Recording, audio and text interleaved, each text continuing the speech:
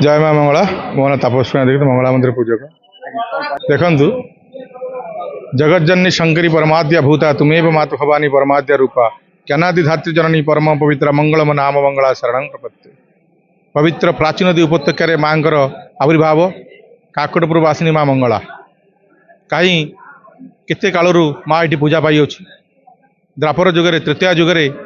रामचंद्र माँ मंगला लंका देवी भी पूजा करते जितेबाला लंकागढ़ ध्वंस होगला ओडिशार स्थापत्य कला उत्कलर कलिंगर कला को नहीं जो मैंने जाते वाणिज्य जमी जाभा सुमात्र सिंगल बालीद्वीप को बेपार वाणिज्य जाते से माँ को मंगल रखी आणिक आसते देवली मठर माँ प्रथम आविर्भाव होता जा मंदिर तोड़ा और बंगी जमींदार और राजा तत्वाधान में माँ मंगला मंदिर तोड़ा होता माँ ये पूजा पाइले माँ वर्षस्थान विभिन्न प्रकार नीतिकांति माँ को पूजा कराए माँ को वर्षस्थान पंचोपचार और मूलाष्टमी थर महाष्टमी पर्यटन माँ को षोड़शोपचार पूजा कराए यही समय माँ विभिन्न प्रकार बेसमती होता है नवरात्र समय माँ विभिन्न प्रकार बेस होता है माँ सप्तमी अष्टमी नवमी पंचमी षष्ठी एमती विभिन्न जमी माँ कार्तिक पर तीरकमान महासप्तमी सिंहवाहिनी एवं नालिकली कलाकली वर्ष तक माँ विभिन्न रूप तिथि अनुसार माँ रूप वर्णित कराए और बेस श्रृंगार कराए जमी जगन्नाथ महाप्रभु 12 मास 13 ओषा से माँ मंगला 12 मास 13 ओषा तन्मध्य आश्विन मास मंगलवार निशा मंगलवार और चैत्र मासर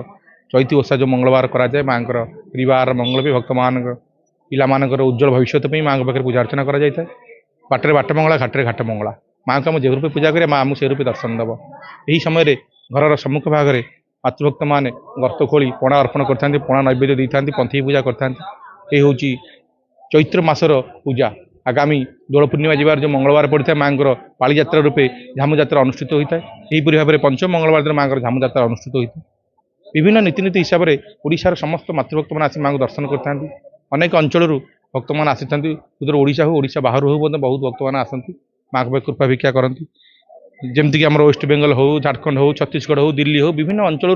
भारत वर्षर प्रत्येक अंचल माँ को आसी भक्त मैंने दर्शन करते कृपा भिक्षा करते सर्वमंगला जगन्नाथ माँ आदिशक्ति परम वैष्णवी जहाँ पादतल ब्रह्मामिष्ट महेश्वर माँ को पूजा कर